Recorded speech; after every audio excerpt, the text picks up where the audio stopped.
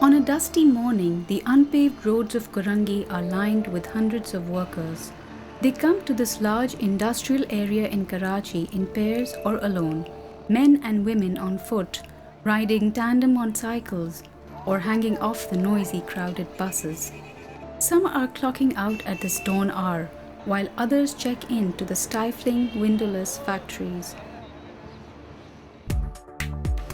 Here they will remain all day, bent over machines or standing on their feet, working for a paycheck that often does not meet the requirements of even the minimum wage. They can hardly afford 3 meals a day, and access to health care and education remains a distant dream. But options are limited, and these workers make do with whatever they can get, unaware of their rights and unable to fight for them. These workers face the threat of arbitrary dismissal at the slightest excuse, with employers feeling free to show them the door, not even offering the benefit of their dues. Where are the workers to go to redress their grievances and seek access to justice? देखिए, जो अदलिया के मामलात थे उनसे labour कुछ मुतमईन नहीं थी और उनका नंबर नहीं आता था, देर में आता था। फिर ये कि वकील नहीं कर सकते थे, अखराजात बहुत होते थे, तो फिर उनके लिए एक लेबर कोर्ट्स और लेबर अपीलेट ट्रिब्यूनल का सिस्टम राइज किया गया। Labour courts at the provincial level and the National Industrial Relations Commission and Federal Services Tribunal at the federal level are the labour judicial bodies set up in Pakistan to address workers' problems and to mediate industrial disputes between employers and employees. Labour courts address industrial disputes, demands for an increase in wage or bonuses, petitions against unlawful dismissal, as well as cases related to illegal strikes or lockouts. Labour code का survey करने के दौरान हम Sindh labour code 1, Sindh labour code 2 के staff से हमने मुलाकात की। कुछ वकला साहिबान जो लेबर कोड का काम करते हैं उन वकला साहिबान से बातचीत की, और उसके साथ साथ हमने कोशिश ये की कि जो लेबर के लिटिगेंट्स हैं उनसे ज़रा गुफ्तगू की जाए ताकि जो मसाइल लिटिगेंट्स को पेश आते हैं उनका पता चल सके। Globalization and economic liberalization have opened up new avenues for factory owners, but most workers still struggle to raise their heads above the poverty line. Over the last few decades, expansion has occurred in informal, small-scale manufacturing units which operate under severe financial constraints and execute gross violations of labor rights. मैं Siddique sir में हूँ garments में। सुबह 8:30 बजे duty शुरू होती है तो रात 9:30 बजे तक। सख्ती इतनी है, सिर्फ टाइम हमें वही लंच टाइम मिलता है पौना घंटा, 1:15 से 2 बजे तक। उसके बाद ना टी ब्रेक है ना कुछ भी नहीं।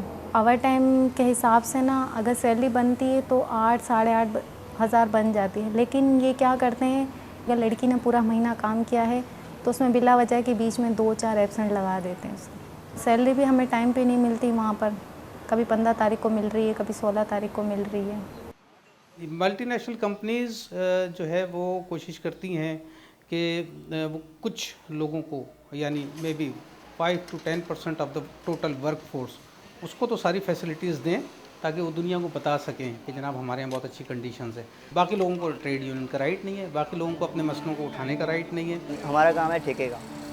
फ़िलहाल तक जहाँ तक हम काम करते रहते हैं हमें उसका मुआवजा मिलता रहता है। जहाँ काम बंद हो जाता है वहीं पे हमारा सिस्टम ख़त्म हो जाता है। कोई भी छुट्टी आ जाएगी, छुट्टी कोई नहीं मिलेगी, किसी किस्म की कोई सहूलत नहीं है, यानी कि ना मेडिकल मिलता है ना कोई और चीज़ मिलती है। सिर्फ जो आप काम कर रहे हो सिर्फ वही आपको मिलेगा, उसके अलावा आपको कुछ नहीं मिलेगा। जब हम लीगल पॉइंट पे जाके देखते हैं तो वहाँ पर वो कहते हैं कि 89 डेज़ के बाद जो भी जो है वो वर्कर है वो जिस काम के ऊपर है वो रेगुलर वर्कर है, अगर वो कंटिन्यू काम कर रहा है। लेकिन हमारे यहाँ ये हुआ कि कई साल तक लोग काम करते रहे और उनको कहना शुरू कर दिया कि ये तो कॉन्ट्रैक्ट वर्कर है। In many small and medium-scale industries, written contracts outlining employment terms and conditions are denied to workers, depriving them of a basis upon which to claim their due wages and benefits, and to offer proof of employment in the courtroom. कानून में लिखा हुआ है कि जैसे appointment होगा उसको appointment की शराइत दी जाएंगी कि भाई आपको ये काम करना है, ये तनख्वाह, तो उसको अपॉइंटमेंट लेटर दिया जाएगा। कहीं लेटर नहीं मिलता। 20-20 साल से लोग काम कर रहे हैं, अपॉइंटमेंट लेटर नहीं है और नौकरी से ऐसे निकाल देते हैं, कोई प्रूफ नहीं है उनका। और अदालतों का निज़ाम ऐसा, वो कहते हैं जनाब आप सबूत लाएं पहले, क्या आप मुलाजिम, इंतज़ामिया तो कहते हैं हमारा मुलाजिम नहीं, अब हम कहाँ से सबूत देंगे। Contrary to official statements, wages are often kept well below the minimum 7,000 rupees mandated by the government in 2010 and are rarely paid in a timely fashion as directed by the Payment of Wages Act 1963. कि हम जहाँ जहाँ पे जाके मिले हैं, छुट्टी के बाद भी जो वर्कर निकले हैं, जिसकी हमें थोड़ा सा लगता है कि ये कॉन्ट्रेक्चुअल वर्कर हो सकता है, क्या वो कहता है नहीं मुझे मिनिमम वेजेस तो मिल रहा है, ऊपर मिल रहे होंगे थोड़े बहुत, नीचे कहीं नहीं, किसी ने नहीं बताया। The situation is even more dismal for women workers who comprise 30% of the textile industry workforce. It is the inferior social and economic status of women in Pakistan, compounded by illiteracy, which leaves them vulnerable to exploitative practices and sexual harassment in the workplace. 2 दिन मैंने छुट्टी की थी, अम्मी की तबीयत ख़राब थी ना, उसकी वजह से। तीसरे दिन जब मैं गई तो उन्होंने मेरे हाथ से काम ले लिया, कह रहे हैं आप 2 दिन आई नहीं थी, आप काम नहीं करोगी, आप ऑफ़िस में जाकर बैठ जाओ। अच्छा, मैं ऑफ़िस में चली गई, वहाँ जाके बैठी, कोई भी नहीं था वहाँ पर। फिर उठ के मैं दोबारा बाहर आ गई। मैं कहा जहाँ लड़कियाँ काम करी मैं वहीं जाके खड़ी हो जाती हूँ, अगर काम नहीं करने दे रहे मुझे तो जब मैं वहाँ लड़कियों के पास आके खड़ी हो गई तो वो दोबारा आए मेरे पास, कह रहे तुम्हें मैंने ऑफ़िस में पूछा था तुम यहाँ पर क्यों आई हो। मैंने कहा सर वहाँ पर कोई भी नहीं है। तो डायरेक्ट इतने लड़कों के बीच में, इतनी लड़कियों के बीच में मुझे कह रहे हैं कहना, हाँ मुझे पता है तुम कितनी पाक साफ़ हो, कितनी अच्छी हो, जो तुम्हें अंदर अकेले ऑफ़िस में डर लगता है। पिछली बार भी जब ऐसे हुआ था, 2 लड़कियाँ थीं, उनका काम पूरा नहीं था। अब 9:30 बज गए थे, रात का टाइम था, क्योंकि हमें तो कन्वेंस भी नहीं है हमारी वहाँ पर। तो उन्होंने कहा हमें छुट्टी दे दो, हमें देर हो जाएगी। तो आगे से वो ये कहते हैं कि छुट्टी अगर देर हो जाएगी तो कोई मसला नहीं है, हमारा क्वार्टर यहीं पर ही है, तुम लोग आ जाना, सुबह तो वैसे ही तुम लोगों को आना है ना काम पर। ख़वातीन लिटिगेंट्स की जो रेशियो है ओवरऑल वो मर्दों के मुकाबले में कम होती है। जो मुख्तलिफ़ किस्म की मसाइल होते हैं तो वो कोशिश करती है तो कि वो उसको दबा दे या किसी पर फोरम पर न लाए। जिनके पास पैसा है ना, कोर्ट जज वगैरह सब उसी के हैं। अब हम जैसे लोग हैं ना, हम जैसे लोग नहीं जा सकते, इसलिए सुन के चुप करके बैठ जाते हैं।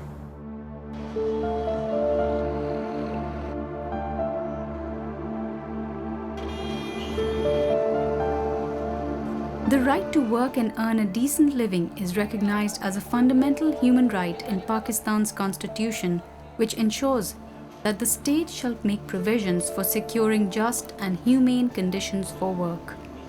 However, the foremost state mechanism for upholding workers' rights, the Labour Court, is racked with governance and administrative issues, delivering neither timely nor inexpensive solutions to industrial disputes. In spite of knowing that the scales of crime and punishment may be grossly tipped out of their favour, a few litigants yet seek to redress their grievances through the labour judiciary.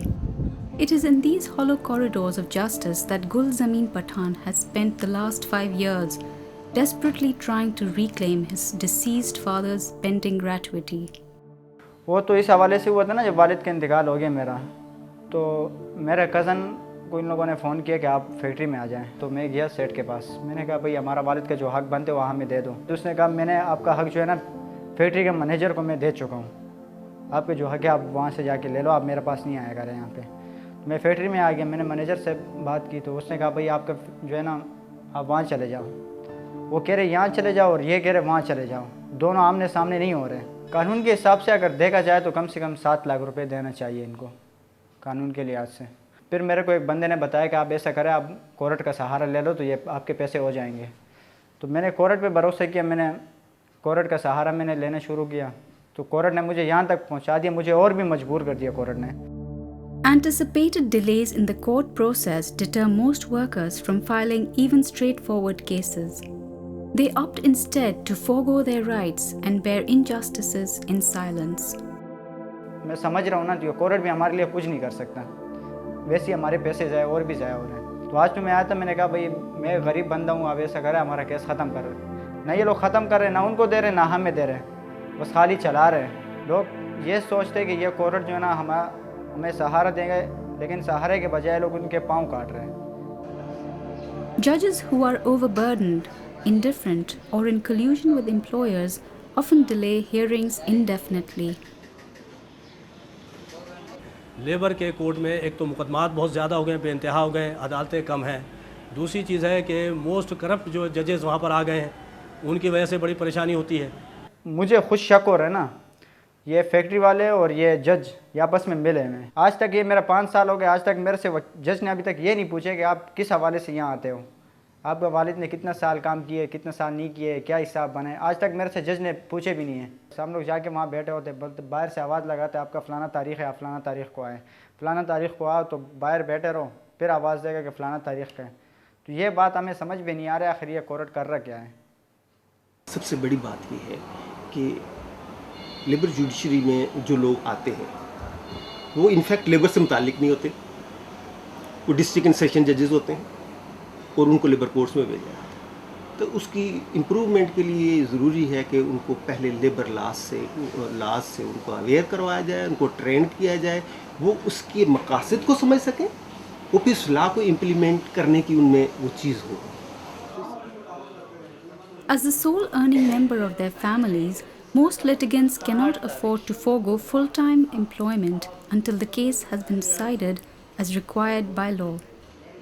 This draconian clause, initially intended for workers fighting for reinstatement, would be justifiable were cases actually settled quickly. Today, however, litigants are forced to take up undocumented contract work for poor pay in order to survive, reinforcing the very oppression that the justice system is meant to overcome. Despite knowing the financial constraints faced by the aggrieved, labour lawyers not only charge up to ₹2,000 for filing documents, but also compel their clients to pay token amounts at every hearing. Hence, lawyers also play a role in prolonging court cases. कभी कभार ये भी होता है कि वकील साहब या तो किसी एक आध मुकदमे में या तो नहीं आते, या तो उनकी हतल इम्कान कोशिश ये होती है कि मुकदमा थोड़ा जितना लंबा हो सके या जितना लेंदी हो सके वो एक वकील साहब के लिए बेहतर होता है। और उसकी वजह ये होती है कि सारे वकला नहीं, लेकिन चंद एक डेफिनेटली इस तरह कोशिश करते हैं कि हर हाज़िरी पर लिटिगेंट आएगा और वो उनको मॉनिटरी टर्म में कंट्रीब्यूट करेगा। तो वो ये सिर्फ एक पहलू है, किसी हद तक मुकदमात के लेंथी होने का एक सबब है। ये वर्कर्स अगर इंडिविजुअल जाते हैं तो जाहिर है वो इतनी आसानी से वकील नहीं कर सकते, क्योंकि उनकी पेमेंट नहीं कर सकते। एक आदमी जो 6,000 रुपये मंथली जिसको मिनिमम वेज मिलती है और उसको निकाल दिया जाए, जो अपने घर में फीड नहीं कर सकता, वो जो है वकील की फ़ीस कहाँ से देगा। A survey commissioned by Pyler found that 60% of the lawyers interviewed fought cases on behalf of both employer and employee. Lawyers also encourage both litigants and employers to file for costly appeals in the High Court, benefiting from the considerably higher fees incurred. Employers use this tactic to deliberately prolong cases, forcing litigants to accept compromise under financial pressure. जो employer है वो ये समझता है कि workers जो हैं ये बहुत अरसे तक ना बेरोज़गार रह सकता है और ना जो है ये केस कोर्ट में जो है उसका फॉलो अप कर सकता है। यहाँ यूनाइटेड वुलन मिल्स एक इदारा है, अभी भी काम कर रहा है वो, उनके वर्कर्स जो हैं उनका एक डिस्प्यूट चल रहा है 1986 से, और रिसेंटली वो सुप्रीम कोर्ट ऑफ पाकिस्तान ने जो है उसको किया है, उसके ऊपर डिसीजन दिया है, लेकिन एम्प्लायर ने अभी भी उस डिसीजन को नहीं माना और अभी भी रिव्यू पटिशन फाइल कर दी है उसने सुप्रीम कोर्ट में। अब कितने दिन लगेंगे उसको डिसीजन में। 26 साल में उनमें बेतहाशा लोग मर गए हैं, बहुत सारे लोग चले गए हैं यहाँ से, और जो जवान थे अब बूढ़े हो चुके हैं। वो अगर इंसाफ जो है वो सस्ता हो और फौरी हो तब तो वो इंसाफ कहलाने के काबिल है, लेकिन अगर किसी शख्स को 25 साल के बाद इंसाफ मिले, जब जो है वो बूढ़ा हो चुका हो और वो रिटायर हो चुका हो, तो फिर उसको इंसाफ मिलने से क्या मुराद है।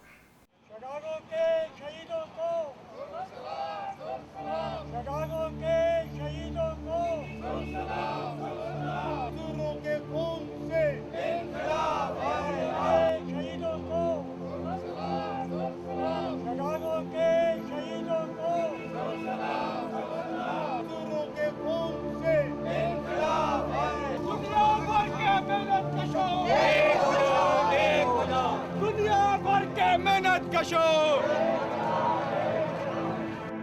Trade unions play a key role in protecting workers' rights, a role which has been increasingly curtailed.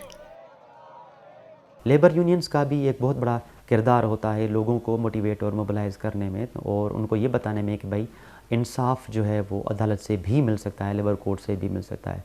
मेरा ज़ाती तौर पे ये ख्याल है कि माजी में लेबर यूनियंस जो थी वो इतनी एक्टिव नहीं थी, चूँकि उसकी कानूनी तौर पर और इवन एक किस्म का मार्शल लॉ एक किस्म का हम कह सकते हैं कि जमहूरियत के ऊपर एक कदगन सा लगा हुआ था। तो उस दौर के अंदर लेबर यूनियंस का पुरअसर न होना लिटिगेंट्स को जो है वो कोई मोटिवेशन या इंस्पायरेशन नहीं मिल सकी, जिसकी वजह से वो इतने ज़्यादा तादाद में जो है वो लेबर कोर्ट्स का रुख कर सकें ताकि उनको इंसाफ की फराहमी हो सके। यहाँ पर मेरे यूनियन के दफातर थे, वहाँ मैं बैठता था।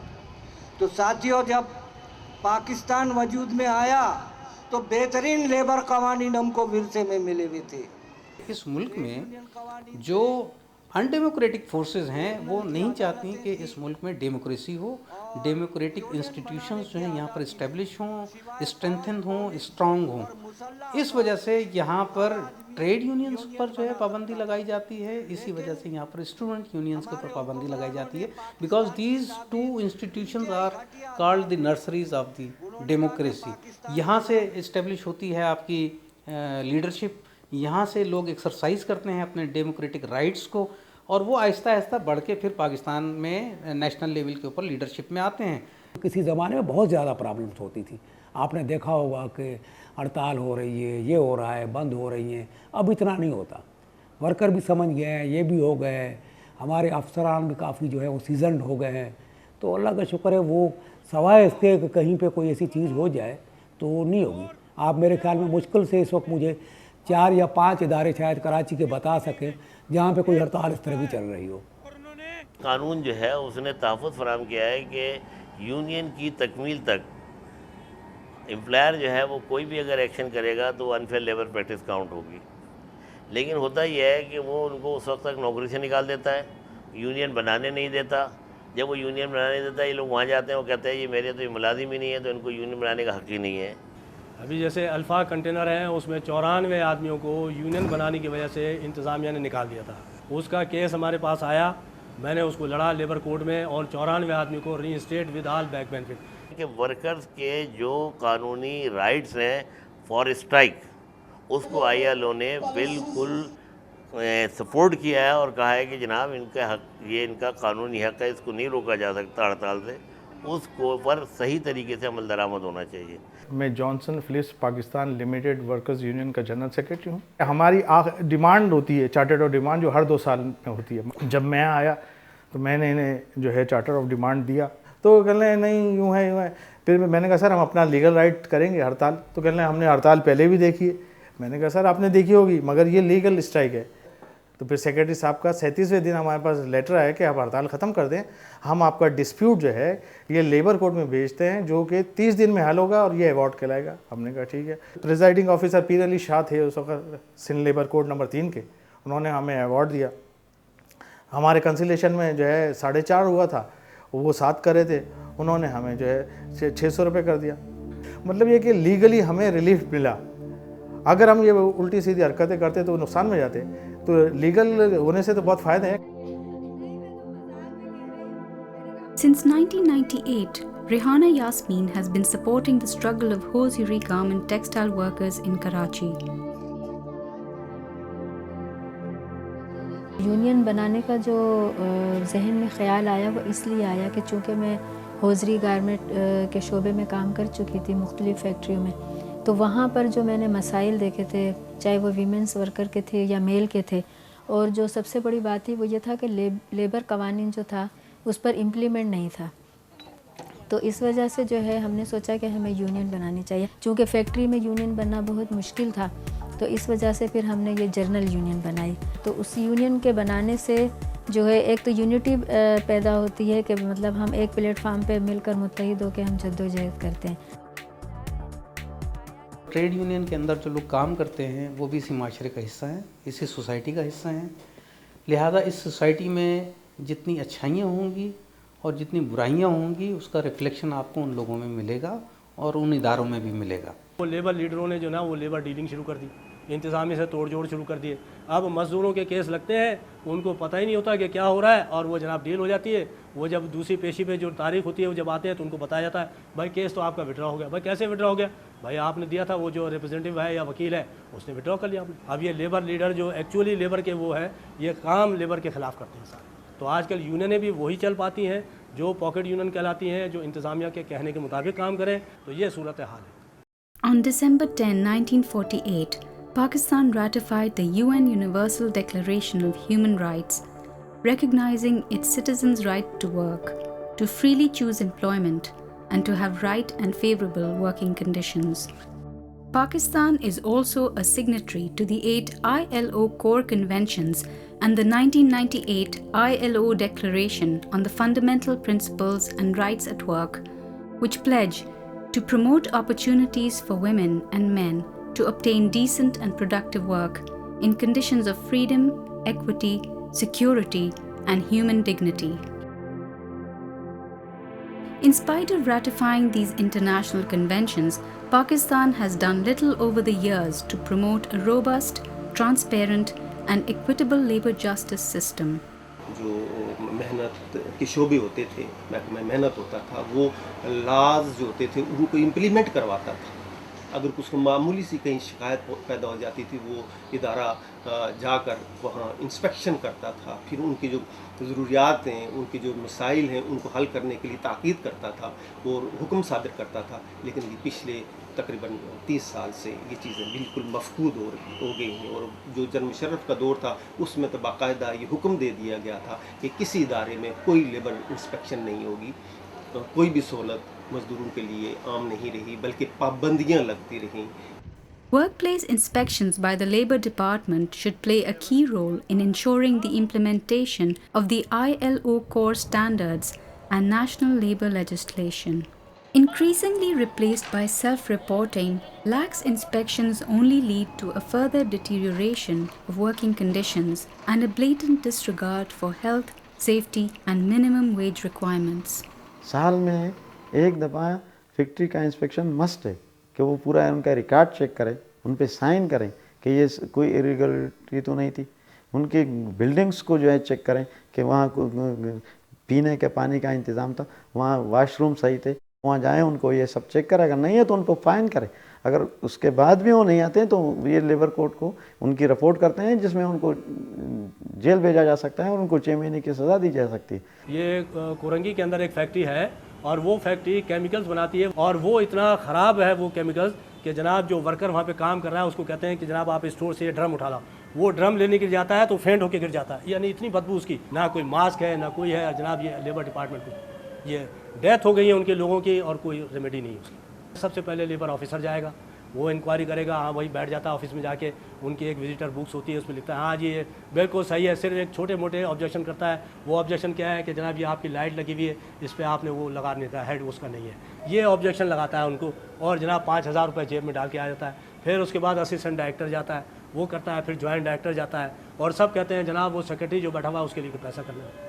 The Industrial Relations Ordinance was first promulgated in 1969, only to be replaced by the restrictive and exclusionary IRO 2002, the IRA 2008, and the recent 2010 legislation, which, under the 18th Amendment, must be adopted independently in the provincial assemblies. हुकूमत की तरजीहात जो है वो labour की तरजीहात से मुख्तलिफ हैं, बल्कि मतसादी में जी। जो हुकूमत जिस पॉलिसी पे अमल पैरा है उसमें मुझे डर है कि लेबर के हुकूक जो है कम से कम तो होते जाएंगे। Arbitrary changes in the law have led to cases being shunted from one judicial body to the other to the detriment of the employee. Such changes have forced hundreds of public sector employees whose petitions were debarred in the labour courts to move the high courts instead. For 10 years, the case of Mirza Maqsood, a former steel mills employee, remained in limbo between the Federal Services Tribunal and the labour courts.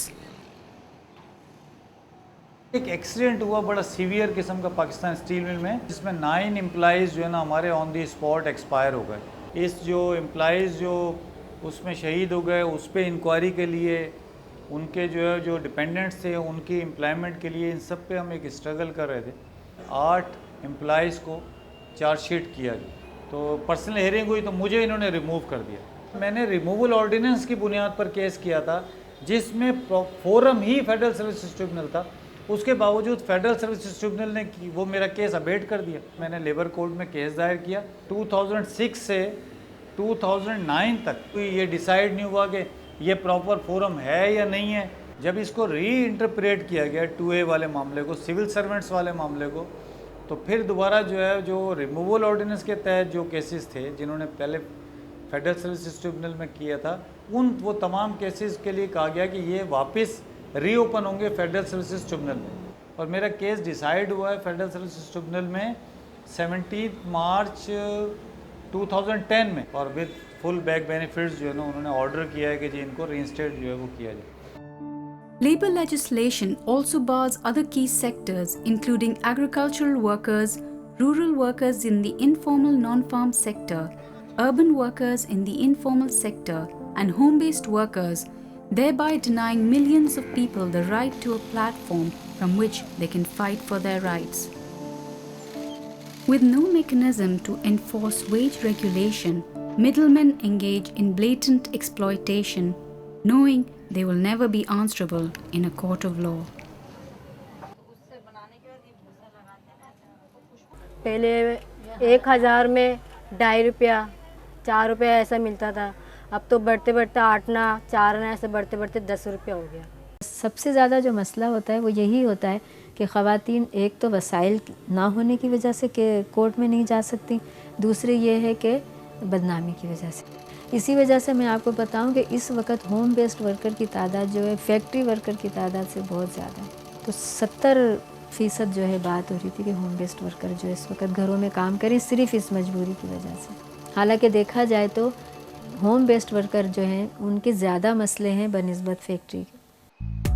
Facing double-digit inflation and soaring urban unemployment, Pakistan's largely undocumented labour force is finding it increasingly difficult to protect their rights, with little recourse to justice.